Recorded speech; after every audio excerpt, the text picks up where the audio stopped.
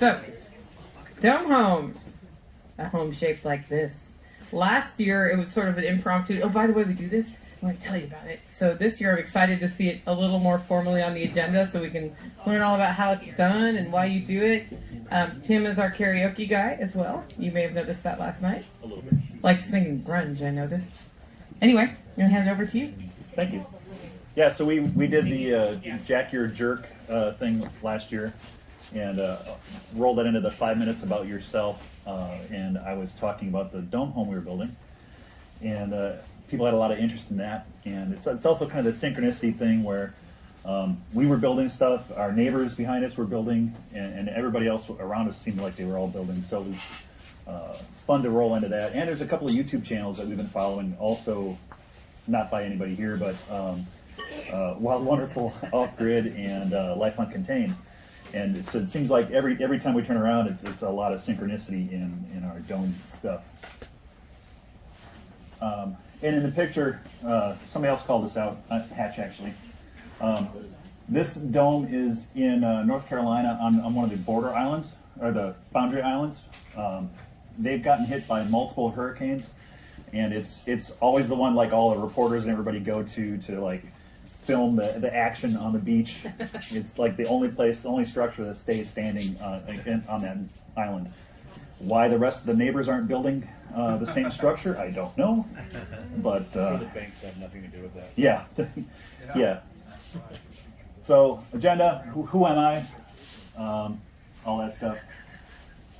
That's what I'm going to roll through. Karaoke Tim, I just grabbed that because I don't like to throw my last name around too much. I work in IT. We moved from the upper Midwest 10 years ago to Texas. Never looking back, we really enjoy it down here. The weather's great. You don't have to shovel heat.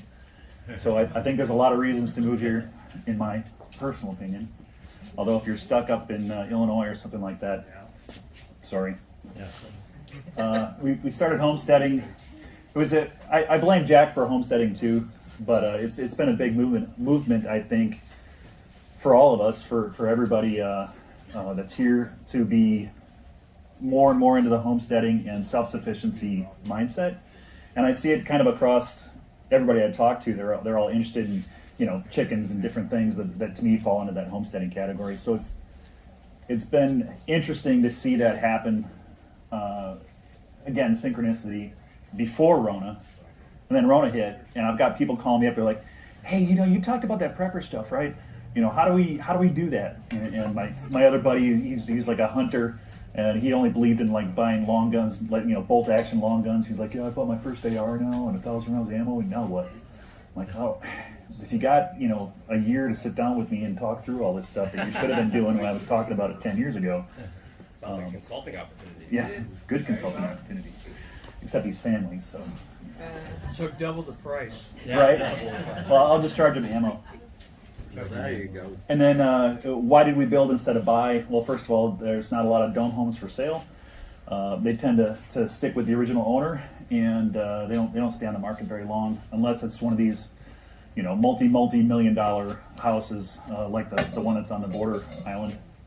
Those, if they do hit the market, they stay around for a while because people that spend that kind of money don't always care about the survivability of their structure for some reason. We decided to get out of the HOA. So when we moved into a HOA, which we didn't have up in Wisconsin, and we decided that this is too restrictive. We wanted to have a greenhouse, they wouldn't allow it. We wanted to grow food in the front yard, they wouldn't allow it.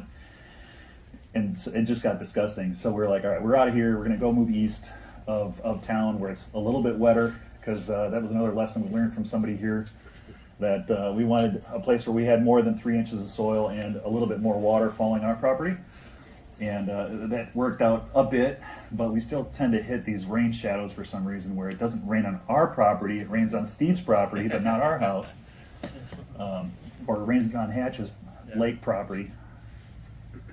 But and of course there's less rules and in the country. So nice thing in Texas is if you're out in an unincorporated area, there is no rules. Well, there's like 2 rules, but you're pretty easy to get your septic tank and things like that checked out. But anything else, it's pretty much up to you to do. so you don't have to get any permits and stuff to build, which, it's good and bad, but hey, I'll take responsibility for myself. And then we wanted to do our own hunting or growing stuff on our property. So that was a lot of the reason why to get out of Dallas, besides the, prepper zombie reasons. And then looking around, we decided that we didn't like a lot of the options that were available. When we bought our house in the city, it had builder grade windows, even though it was a nice, normal, cookie cutter house. There was a lot of little details. It was like, well, why do we have these chintzy, single pane windows in this house that's, whatever, $300,000 house? That shouldn't happen. It just shouldn't be like that. And it's hard to get one traditionally built with all the details we wanted. So we wanted to take control of our own build quality. Modern construction methods. So if you're going to build, what are you going to choose from, right? Everybody wants to build a normal stick building because it's inexpensive and it's easy to get a loan for. To me, stick buildings now are just boring. You're putting up a normal structure. It's not safe. It can burn. Why not build with something like an insulated concrete farmhouse or some of these other near traditional methods that are still square?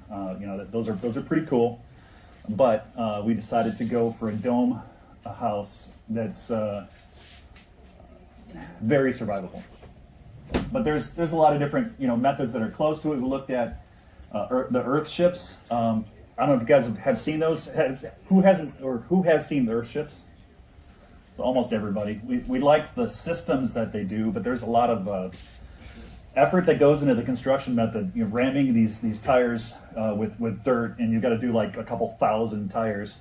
For my wife and I, that was too much work to take on, and I don't know of another good way that you can do it. And I think if there was a good way you could do it, those guys would have developed it already, because it's a lot of work. But there's a lot of good systems that they do, and the idea of having a self-contained design of your structure so that all of your systems are available like you're in a spaceship almost, so you can support yourself. I thought that was a really cool idea. So we took from that in our build process. Earth bag domes. So there's some earth bag houses that they built them into a dome shape. So they literally take almost like a big sandbag, and fill it full of dirt and stack them up and make a house out of that, and then coat the outside with cement or adobe or whatever. It's a pretty cool way to build a house, but again, it's very labor intensive. You're still packing bags full of dirt. Straw bale homes. I forget who was Holly and Bullet, I think. Were here a few years ago, and they're actually building a straw bale home. I'm sure it's built by now, but a couple of years ago it's probably done. But that was a neat idea, but I just didn't like the idea of burying something inside the wall that might break down over time. Like, well, it's great insulation, but it breaks down. 3D printed houses. This is something that's come out recently, where they literally have the 3D printer idea, and then they print with concrete, and you can design whatever shape, style you want, and automatically build your house with this robot. Again, really cool. Who's building them? I don't know. I don't know of any contractors in our area that are doing it. So that was out, but it was a really cool way of using the 3D printing idea. Tiny homes, too small. We got a lot of stuff, and it's a cool idea, but like the cost for building this structure, that's, again, traditional, but it's flammable. It's easily destroyed.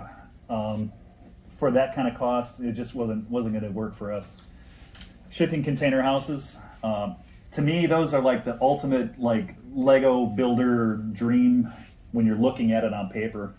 And you start to tear it apart and realize, okay, well, you got a fixed size metal box that you always got to work with. You better learn how to weld and cut moderately thick steel to build with it or work with it whenever you're dealing with it. And they're corrugated metal walls. So now you've got to play with that anytime you're doing anything on your exterior walls. So those sounded cool, but there's a lot of extra work to them. So monolithic dome homes, they're constructed in a very tough, durable shell. And since it's a dome, the winds go around it. There's not a lot of structure for the wind to grab onto, so it doesn't apply a lot of force to the outside of the house. This is what in Moore, Oklahoma. They had a couple of domes. Again, I don't know why everybody in Moore, Oklahoma isn't required to build a dome house, because they get hit, I think, like every other year. But we're still in that Tornado Alley area where we are. In fact, when we moved into our property, the same year, 4 tornadoes went through our neighboring town and wiped out a whole bunch of houses, and it was 7 miles away. So we knew we wanted to build this kind of structure when we moved out there.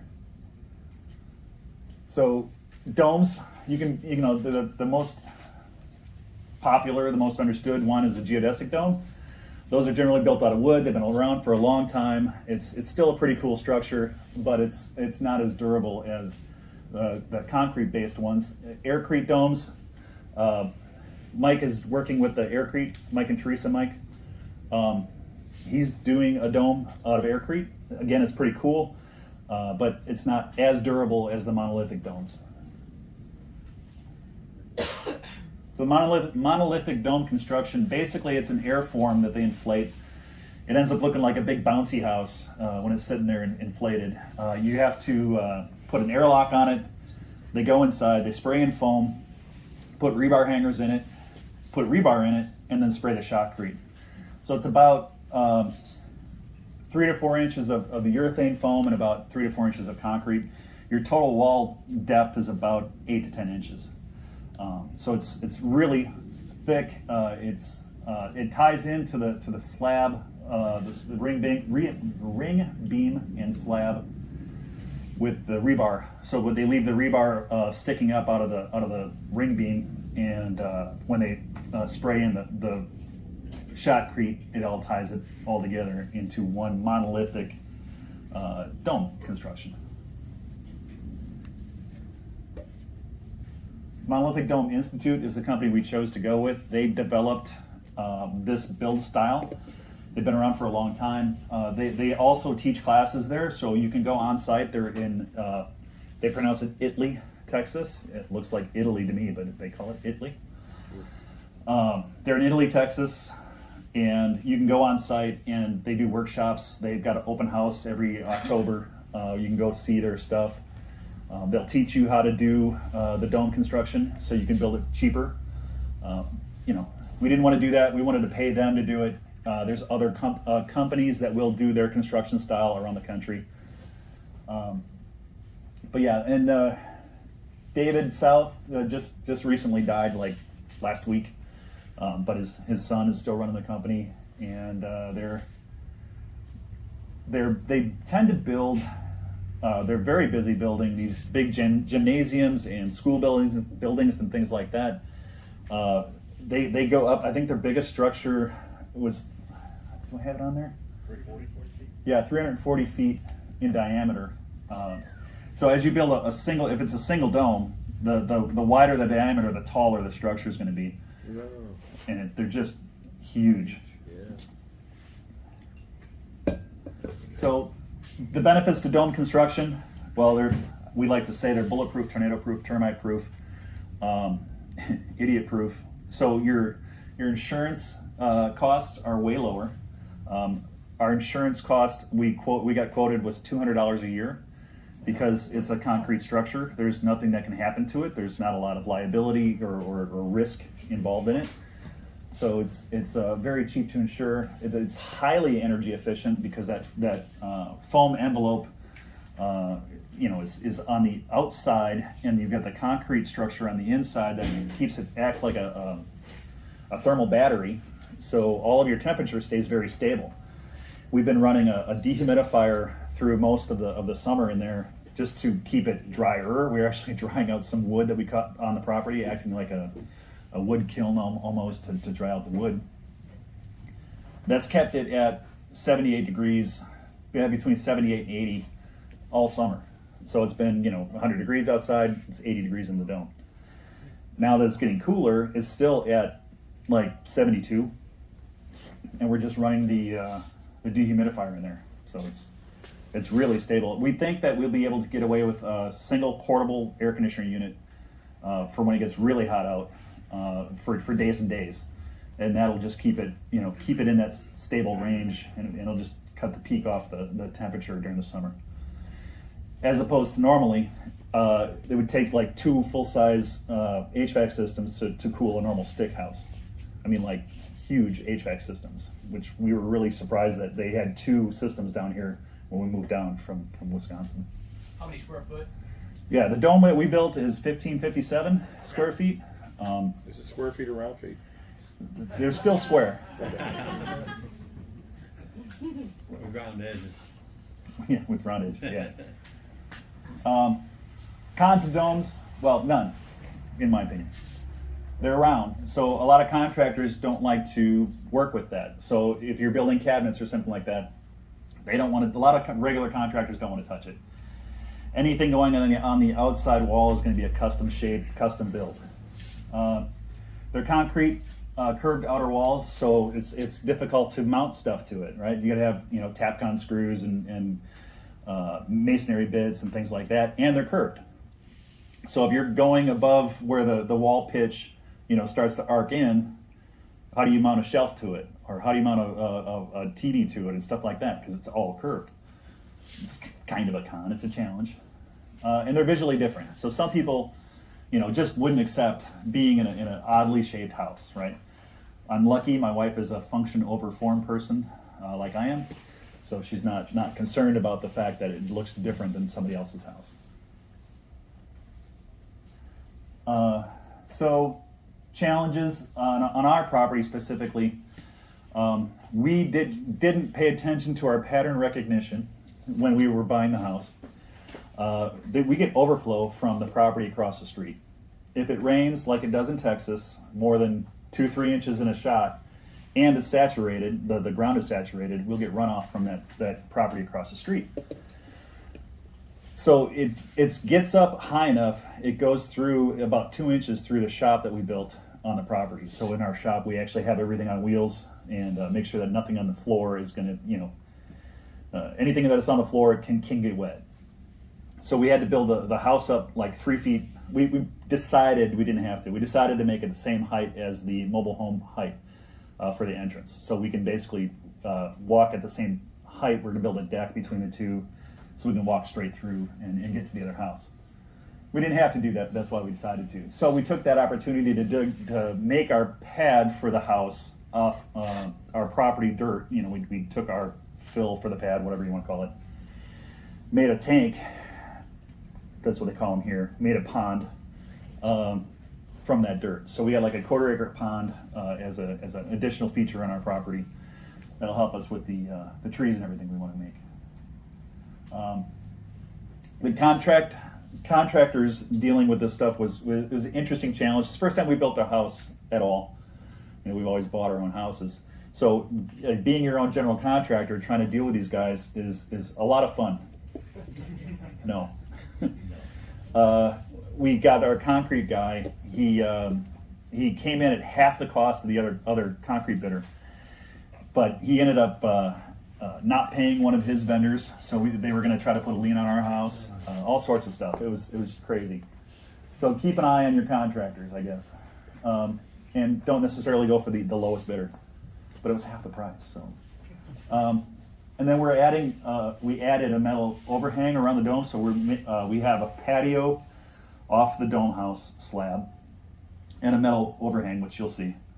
But all its shapes, on where it touches the dome, are all curved. So the contractor had to add a lot of time to that, additional cost to that to do that structure rather than just having a A-frame style overhang.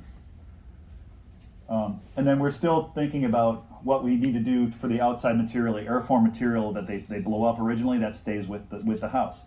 So what do we cover the house with? Well, we throw out a lot of ideas, and we just haven't decided yet. This is the style of the dome floor pattern we did. The actual room layout is not going to be like that, but that's roughly the idea of what we decided to go with. There's a ton of designs on Monolithic's site. You can go in and pick out any kind of square footage or anything that you want to do for it, and it doesn't have to be a dual dome or a single dome design. There's as many ways as you want to do it. It's all custom, so you can do all sorts of stuff. They even have one.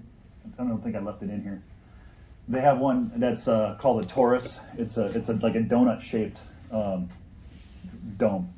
It's really cool, but it's like double the cost because the concrete. You know, they're using twice the concrete. So it's our pad and slab layout. We took the dirt for the fill, like I was talking about. So that's about a 1/4 acre, 10 to 12 feet deep, so we can actually have fish over winter. This is the pad that they were digging out, and they put the footer ring forms in there, and that's actually pouring the slab for the dome. That's the bouncy house.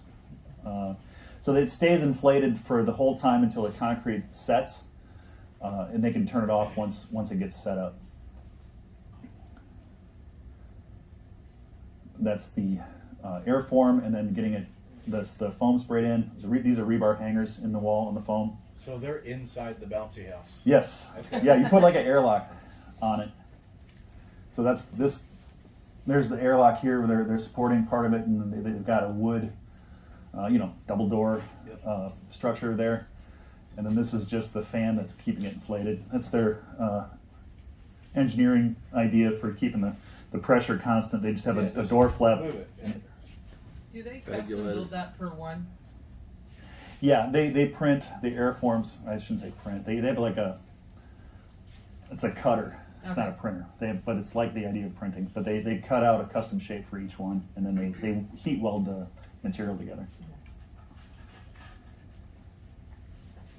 And the ceilings in our design are about 14 feet on the inside at the peak.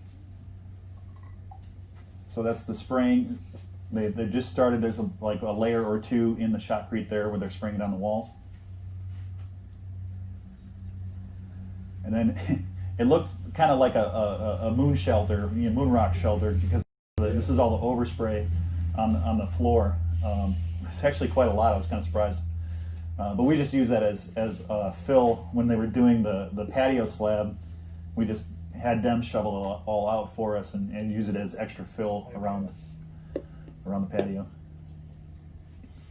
So here's they're pouring the retaining wall for the patio. That's the patio fully done. Was the patio like an afterthought? Well, why didn't you pour it at the same time you poured the other slab? So the other slab, they've got to have it. Repeat the question. Oh, he has to. Was the patio an afterthought? Why not pour it at the same time as the dome slab?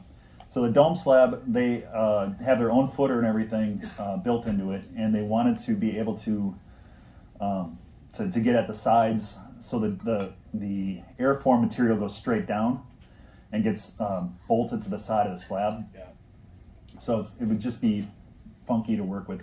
They would have had to have the dome slab raised up than the patio. Yeah. Do they also have to access plumbing that way as well? So the plumbing and everything we have in the dome slab, and then we extended it as they were doing the patio slab. So everything comes out to the edges, except these pipes, because I knew I was going to have some kind of utility room on the outside in that area.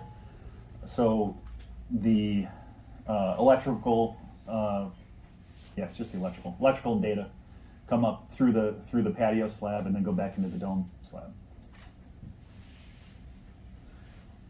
My dog. So we got the iron door. Love that door is the company name. So that's the only real frilly thing that we've put on the house so far. We decided that since the dome itself is tornado proof, we wanted to have hurricane grade glass windows. And I also, in the design process, I wanted to minimize the number of windows, so it's like a fight of, all right, how much light and stuff do we want to have in the house and visibility out to the rest of the property versus the strength and security of the building. So, we settled on 4 windows. They're pretty big, but they're hurricane grade glass, and the roll down shutters on the outside.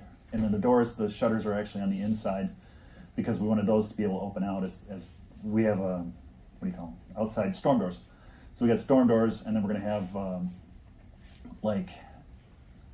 medieval style interior doors, like big wood interior doors from the wood that we took off the property. that's a drone shot of the almost completed house. So this is the existing mobile home that we bought the property with. We built the shop right after we moved in, and then I think we're gonna have a walkway basically from here to the deck as one of the future projects. So then this is building the overhang. A local metal building construction company, we're using them to do that. And this is just before I came here. So we're doing everything off grid. This whole house will be off grid. We've got solar systems installed already. We're doing rain catchment.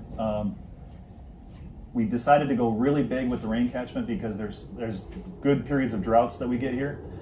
A couple years, 2 or 3 years ago, we went March to September with no measurable rainfall. Yeah. So I've planted over 400 trees, and I like to say I killed 250 of them so far, and it's mainly because of the droughts. So we've got 3,000 gallon cisterns installed, so we've got 9,000 gallons worth of rain catchment. I figure the total catchment area is around 3,000 square feet of roof area. So if a 1 inch rainfall event happens, we'll get just shy of 2,000 gallons of water from 1 inch of rain.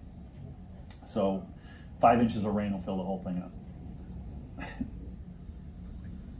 And then I decided that I originally wanted to deck the whole top, and then the cost estimate came in kind of rich, so we just have a little access deck, 12 by 12 access deck on top of it.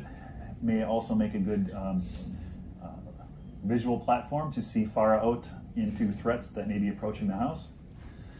You can also, huh?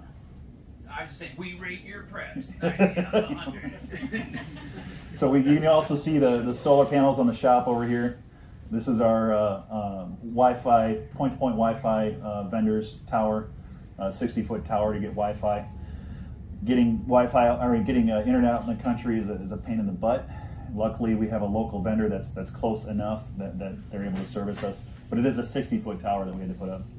Until Starlink. Until Starlink, yes. I can't wait for Elon's satellites to get up there. And let me ask you a quick question on the roof, if you don't mind. Yeah.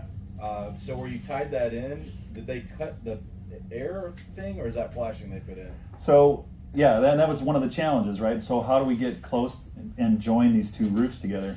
So we came up with the idea of just having their airform material. They came back and welded it, so it's just a heat welding process. They welded the airform material to the dome, and then we just sheet metal screwed the fabric to the house, and then we went around and grate stuffed the voids in there. Gotcha. Not perfect, but it'll be weather tight. Yeah. It'll work. Tim, do they have any water main, like a gutter? If you weren't doing water catchment, the water runs off the side and that's basically it, and you have to put a trench in? Yeah, so they had a couple of solutions. Like you could have in your airform design kind of a ridge around it. You can also try to get some rounded gutters made for it. I just didn't like that idea, and I wanted the extra space, so I knew I wanted to protect the pad, and the idea of putting cement around it seemed pretty cool. And then, okay, well, if I got this space, might as well cover it and make it useful. It's way too hot in Texas to do anything without shade in the summertime, so it's better all be covered. And yeah, so that's why we went that route. Let's see if I can get this video to play. There we go. So that was probably about halfway through the build.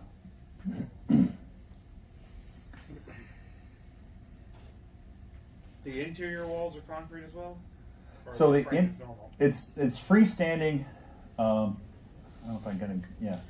So the construction style is so strong that you can leave it as no supports, right? So the interior walls are whatever you want to do. I think we're gonna end up doing just wood stud walls. I played with the idea of doing metal studs, but it's just a little bit harder to work with. And we're probably just going to do it ourselves. So we're just going to do wood. That's the only wood structure that's going to be in the house.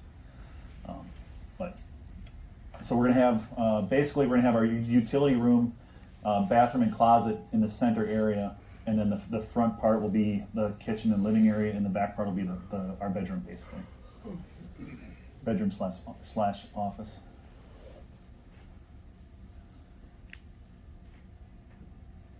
So it also ties into permaculture. You know, we consider ourselves permaculture people. We want to make sure that, you know, this fits into our design, and that, you know, it's good for the earth, care of the people, right? Return of surplus. So it's made out of concrete. It's highly recyclable material, but it's also a structure that's probably going to last a really long time. So I'm not worried about it, you know, being a negative structure, right? And then like I said, we're building the off-grid systems into the design. So point-to-point wireless is not on the grid. There's no wires. Solar panels, we put in 4,000 kilowatts worth of solar panels. 4 simplified batteries brought us up to 15 kilowatts of lithium iron phosphate batteries, which is the newer, I think it's the newest commercial. Yeah, LifePro 4. It's the newest commercial batteries that are out right now. They're expensive, but they have a lot of capacity. They're really light for the amount of capacity that they are. They're 77 pounds of battery. So that'll be a really good system to get us through. I think we're not going to have a lot of stuff that's going to be running off electric power inside the dome. You know, TVs and stuff like that, yeah, we'll have that. I think it'll be the weird stuff like the coffee maker and stuff that'll be some of the biggest draws. We may keep our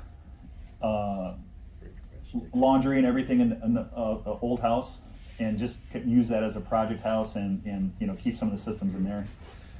We'll see how long that house lasts. One tornado. Right, yeah, one tornado, yeah. Whatever the odds on that one work out. We did the cisterns. We're still looking at composting toilets. We did pipe in drains for regular toilets, so if we decide to go that route, or God forbid ever decide to sell, they can have traditional toilets in there if they want to. We still need to do our solar water heating. We're probably going to do a batch style water heater for that. We're going to use LP in the inside, and then on that walkway I was talking about, I want to have a long greenhouse on most of it. So I'll make the walkway like 10 feet wide. I'll be able to have grow beds, ebb and flow grow beds, just like Jack was building out there. Steal from that design. And I want to have kind of a Miyagi pond, like a oblong Miyagi pond on the outside, feeding into the grow beds. I think that would look pretty cool. So, how fast did I run through that? You're good. You're Is there any mighty good. air ventilation Steve Z. coming in? What? Air ventilation, do we have any kind of system for that, or how you do that? So we just decided that we put peak vents on the 2 peaks of the domes, and they're just solar powered peak vents. So, and I also wired in a switch for it, so I can go ahead and turn them on and off at will. And are they DC direct? Yeah, DC direct. Mm-hmm. Yeah, so they're only on if there's sun. Where would that air come from? You have a vent down below? I didn't worry about that. I think there's going to be just enough air coming through the doors and things like that, and I have a extra out vent for the air conditioner. So we made sure we had an extra pipe coming out of the house. I don't know if I have that captured, but so I think there'll be enough to pull from, and we found that we don't really run them that much anyway, so far. So I don't know that it's going to be a problem. What kind of AC system did you put? It's really one of those portable rolling AC. R2D2 ones yeah. like I got upstairs. Yeah, exactly. Like an 8K BTU? It's 6K. 6K. Yeah, and it's Crazy. Mm-hmm. yeah, and it's That's more awesome. more than enough. Yeah, and like I said, the temperature stays really stable. So we probably only need to run it during the day for a while, which is great because that's on peak power from our solar system. So it's going to match that energy profile really well. What's your R value estimated at? I tried to get them to give me a number on that, and they didn't like to estimate that because, well, there's variabilities in the Right. shape and the amount of foam and all that kind of stuff. But they said it's 4 inches of foam and 4 inches of concrete. yeah. So I mean, it's very high. What kind of foam did they use? It's a closed cell polyurethane foam, Okay. That gets you about 6 per inch. 6 per inch. Yes. Concrete's 24 right there. on Yeah. the- And so the concrete, though, that being exposed on the inside, again, is going to make a thermal battery out of it, so it will resist temperature changes very well. All right. You said you hadn't decided how you're going to treat the outside yet. What are the options that you've got? Yeah, so they have chemical treatments you can do, spray on plastic-based treatments. We're thinking about maybe doing tiles, but with the curve of it, we might have to do shattered tiles or something like that, or smaller tiles. Again, it'll be labor intensive, but we covered a lot of the outside wall with the roof and the building outside, so we've decreased the amount of work on that. And we probably won't cover those walls that are exposed underneath the shade because it's not that worried about it. Right. What's the construction on that deck? Is that tracks or the deck? Oh, here, yeah, the deck, yeah, that's Trex. Cool. Yeah, exactly. That's why a 12 by 12 was the right size. Yeah. Yeah. $8,000 a square foot. Yeah. Yeah, our builder recommended that. We were just gonna do like an expanded metal grading.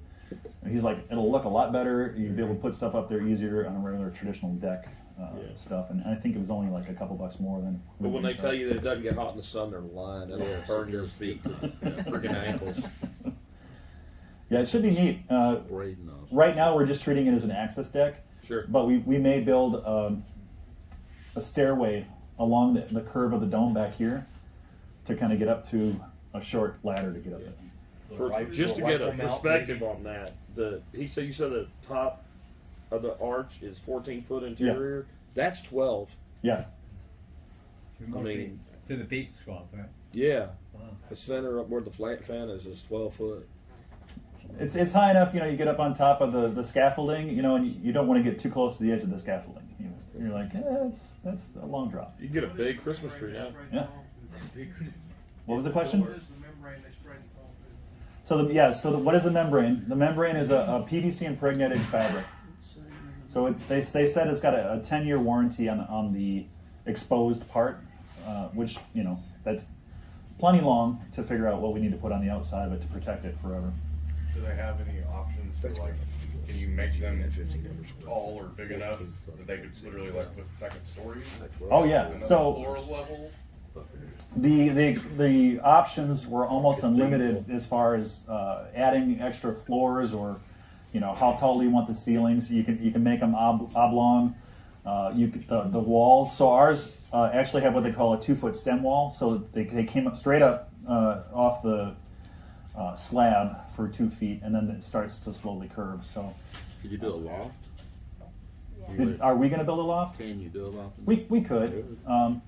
We haven't decided yet, but we may close off like the closets, put a ceiling on the closets, and then use that space above them for whatever storage or whatever. Yes. Is there or what is the limit on sort of your sphericalness? How flat can you go as you get bigger? Does that make sense? Yeah, I don't have a good answer for that. They ran the numbers to make sure that it's structurally good, but you can get pretty extreme with them. Okay. So it's not like if you want a 40-foot dome, you have to have 20-foot ceilings. No, yeah, and they do have a design that they do flat poured walls and then just do a dome roof on it basically too. And they say they're just as strong. They look kind of weird to me. They were like a mix of the like two. Cistern tanks is what they look like. Yeah, Like sort of. nice Yeah, cistern tanks. but then the walls are all squared. Yeah. So it looks like if you look straight down on a stop sign or something like Yeah, that. it's an octagon Yeah. instead of a dome. Yeah, exactly. Are there any successful geodesic? Did you spend much time looking at the geodesic? We had found these guys before. We really went down the idea or the road of the dome in general, and so we were like, well, this is going to be much stronger than a geodesic. So I'm not even going to consider it. What's the chance you'll hate living in a dome house? None. Not have. It's because of the function, right? It's proof. It's everything proof. Do you mind sharing out how much you cost and whether or not you're able to finance? So we we decided when we moved out to the country we were going to pay cash for everything. I already had my truck loan, so that doesn't count. But we made enough money off our house sale to buy the property outright. So why go into debt for it, right? So we took that mental approach to it first. So we saved up money to put down or not put down, to buy the dome shell. They quote $65 per square foot as a general ballpark measure to build the shell. And if you want them to complete the whole thing, it's double that. It's $130 per square foot if you want them to do the whole build soup to nuts. That's not far off from the real house. Right, yeah, it's not far from a normal Framing of the interior wall. framing the interior walls, move-in ready. I know what basically. you Um, 75, 80 But yeah, it's square about foot. the same cost as building a Builder custom grade, house. everything. Not concession. So it's not bad. You said there was only a septic permit and one other permit, and that's it? Culvert. Septic permit you don't need one for a culvert, do you? We need one. In my county, I only need to worry about the septic. Yeah. That's Most it? places in Texas, That's it. if you're not incorporated, septic, $500 and you're done. You never see anybody again. Yeah, I could build For it out a of, stick house? huh? Not for a stick house, though. Anything. Anything. You can live in a fucking tent if you want to. You gotta get They don't out. give a shit. You just have to pay them their $500 for their septic and make sure that your septic's going to work, and they go away and never come back. There's Yeah. there's not even any codes. There's no building codes, nothing. So we're gonna take our gray water and run it out, out the back and treat it ourselves. We're gonna do all the stuff you'd want to do, as a permaculture design kind of person, to take care of all your waste. Seems like a much better idea than a fucking Earthship. Everybody I know building one of those been building it for 10 years. And Yeah, exactly. You're like multicolored car guy. One day, man. Well, you said soup to nuts. What extra are you talking about? So we paid for the windows to be done. We are working on figuring out what to cover the outside with. If you went through that process with them completely, you would work with them to say, okay, well, I want brick on the outside. I want gutters or whatever, right? So they'll do the whole build completely if you want them to. So you always do windows after the fact? They're always cut. They're never formed. Yeah. So It's probably easier. when they're blowing up the airform, they have to know where to put these augments, they call them. So you have to have that all planned out as far as where you want these things to be, because unless you're going to do curved windows, it's hard to put put flat windows on a curved surface. So you have these are called augments, and you have to plan all that stuff out before you do the building. Gotcha. So is it 4 windows, 2 doors? 4 windows, 2 doors. Mm-hmm. So there's no way to expand this. If you wanted them to cut out part of it and put in another dome. You absolutely can cut it out and put in another dome. A lot of people, they said that a lot of people do that. I didn't walk through any houses that they had set up that way, but yeah, you could cut it out and add another dome later if you want to. Absolutely. And that won't mess with the structural integrity with your. Not at all. It's really well rebar reinforced, as you can see here. It's really super strong. Can windows be put in the upper With a dome, you'd have to area? Like if you were doing a second story or even just like an open half Skylight. Maybe you did like a half. Why did my brain just? Like a dormer or something? Whatever, but then put some sunlights in, or if you did windows up top. So we did the solar tube lights. That's what I was thinking. Yeah, okay. I like solar. So we've got You 3. have light beyond your windows. Yeah. No, that's cool. Yeah. So and it's about as lit as this room is right now when it's cloudy, and when it's sunny they've got diffusers on them so it doesn't get focused bright. That's cool. Yeah. So anytime it's light out, it's gonna be light in the inside too. You just have one in the middle of both, or Right here. So we've got one offset here. This one's kind of in the middle of the 2 domes, and then this one's on the right over the kitchen. Okay, gotcha. Area. And did you put iron doors on both doors, or just one? No, just the one. That iron door is badass. Huh? Yeah, they're thick, heavy doors. It's like closing a vault door. It is. Yeah, I love that door, or love that door. I'll look it up if anybody's interested. But yeah, I had 2 double wooden doors, and they were flimsy as shit. They were 5 feet wide by 9 feet high, and I think a little scrawny kid could have hit them in the middle and busted them open. So we switched them out to the iron doors, and now I think you could probably You probably resist a truck going into it. Yeah, they're crazy. Yeah. Could they incorporate like a cellar or a basement? Yeah, I mean, so you could, depending on how you wanted to do the basement, I mean, you can bury these structures completely if you wanted to. There's one I saw for sale that's like, I don't know, a couple $1 million. They've got it completely buried, and it's just one of the like the hobbit hole doors in the side that is their entry door. So you could have the sphere of the dome, go subgrade, and The dome can take the weight of soil? yes, Shit, yeah. easily. So, Yeah. Okay, I thought Probably I was, make it I thought that stronger. was just Yeah. gonna be silly to even Yeah, have to be the thought. under tension. Yeah. But when I was looking at your roof pictures, so could you build a garden on the top of your dome? Yeah, no problem. I think Throw some dirt up there, put your lettuces up there? at one point in time they did some penetration testing on these, and I believe, don't quote me exactly, but I know it takes at least a 500-pound bomb impact without major structural damage, and I believe the follow-on bomb will actually penetrate through. But these things are very, very well built. Yeah. And Monolithic has some video where they were shooting the domes, and their normal rifles didn't go through it. Nothing's bulletproof completely. If you get a big enough gun with the right technology, it'll go through it. But regular rifle rounds didn't penetrate. Yeah, 50 cal. Armor piercing would do it, I'm sure. So we're still, it's still a work in progress. We're still thinking about how to add systems to it. We're going to do our gray water is going to come out the back. We've got the piping for it for the drains, and we're going to do reed beds out the back to treat that water.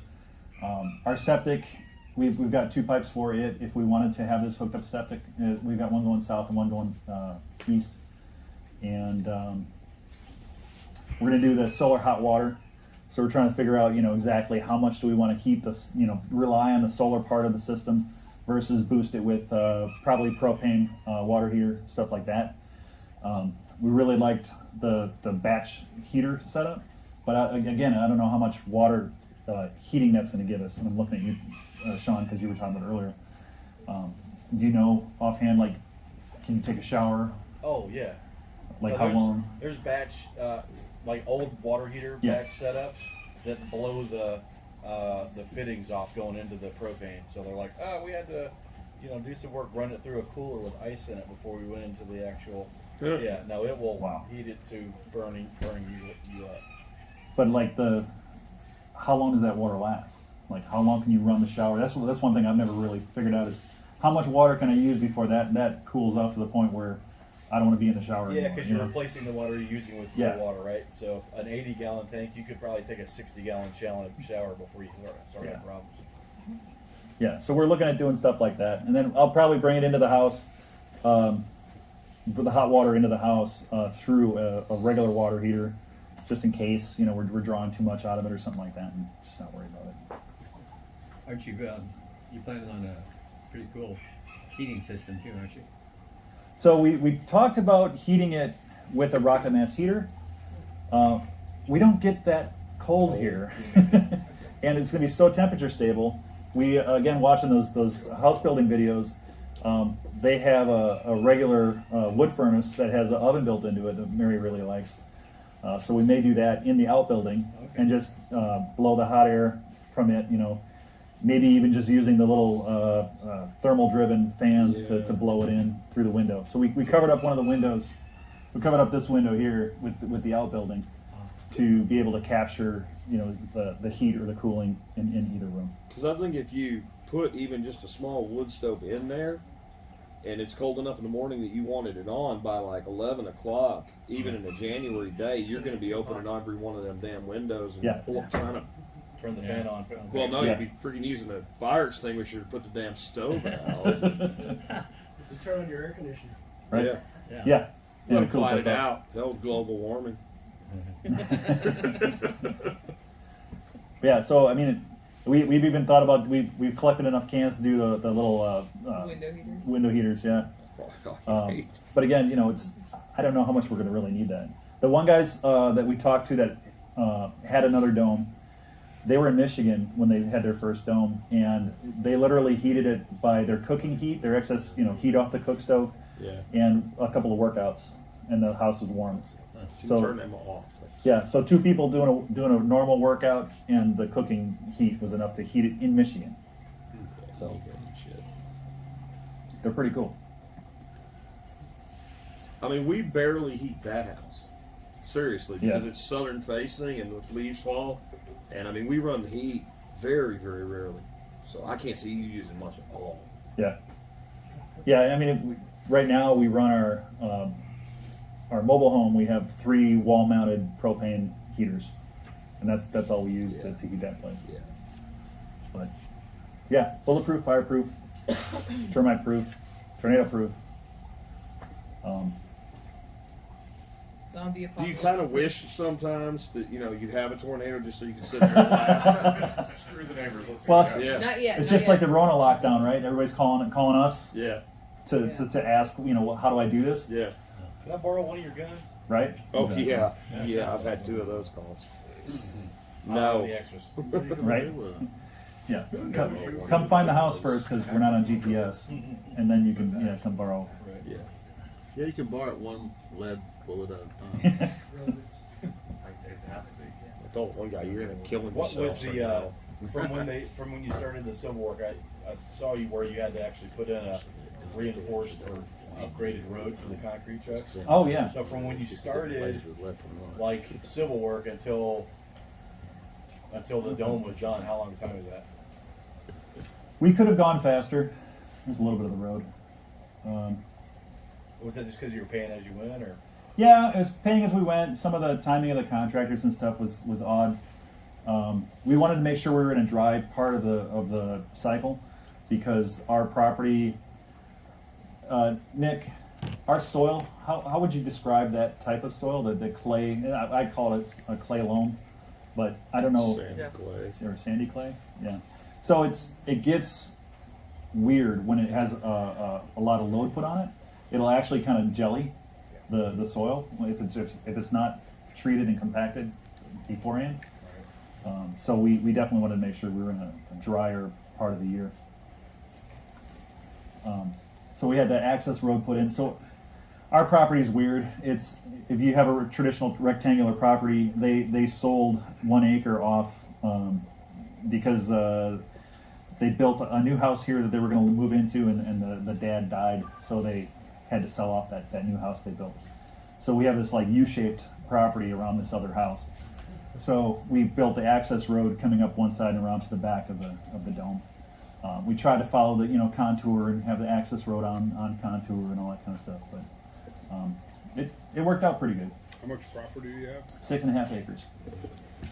So my spitball number, I want to put 1,000 trees on that 6.5 acres and live off of the product of those trees, right? Have you So met whatever any- that product is. Met any of your neighbors? Have you met any of your neighbors? Oh yeah. We've been living on the property for 4 years. Oh, okay. It's funny, we moved in. My wife was worried about her being at home.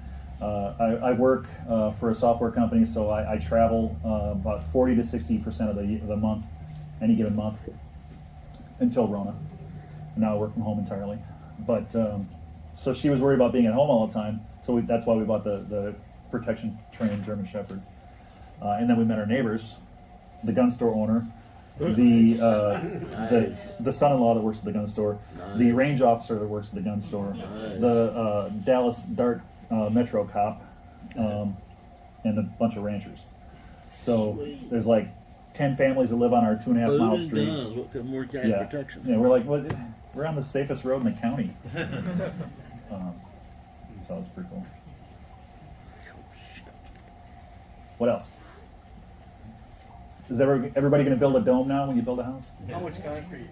If I was a builder, I probably would. I wasn't counting. Mary was. I want to say 5. Okay. It wasn't a lot. I mean, I wasn't surprised by how many came. And I'm not sure that they were completely full either. I know a few of them, they went lower on the loads because the road did get over compacted, or it wasn't strong enough, or however you want to put that. You have kids, right? No kids. No kids. So my wife had a daughter when she was young, and they're all up in Wisconsin. So we have no kids. Our couple from I saw a Patrick. bunch of bedrooms in that. Oh yeah, that the floor plan. So the actual floor plan itself is just a description of the outside of the shell. It's not going to be what's inside. So are you gonna have more than 2 bedrooms or?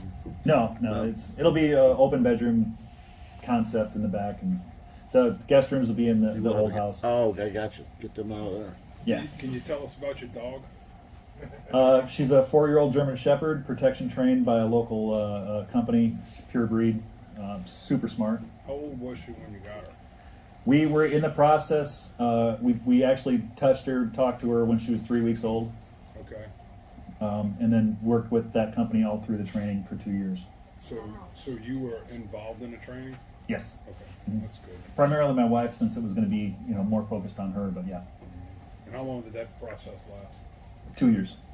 Yeah, and then we take her back to one of the trainers every once in a while, just because they'll board her and they know her. So. Did they start training like at a real early age, like 6 Oh yeah, weeks, 8 weeks? pretty much right away. Yeah. I mean, they were doing little exercises and stuff with her Yeah. right away, so it was pretty cool. So do you do any ongoing bite work? Yeah, yeah, a couple times a quarter. Yeah. Do bite work. So they inflate the balloon, and then they spray the foam on the outside They inflate the balloon, to make the shell. put the airlock on it, and spray inside. Okay. Everything is inside. And then once that's hard, that's 4 inches thick. Mhm. Once that's hard, they come in and put the rebar and stuff in, and then spray the cement. Yes. Concrete. Yep. Yeah, it's the build process itself to make the structures is pretty simple. It's a little messy, but it's pretty simple. Once your balloon is ready to go, how long does it take them to get the 4 inches of foam? Oh, the foam. They were done with the foam. I think it was a day or 2. Wow. Um, Concrete? I can't say exactly. They rebarred it and then started spraying the same day, so it was pretty quick. They tied all that rebar in a day. Yeah, there was like 8 guys, 9 guys working. Yeah. Wow. Yeah, they in certain stages they like jumped in and did a whole bunch of stuff. Cool.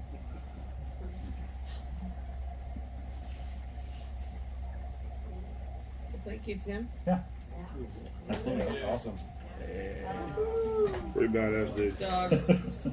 Okay, 15-minute break, guys. So the rebar hangers, that's Get your part of the cupcakes.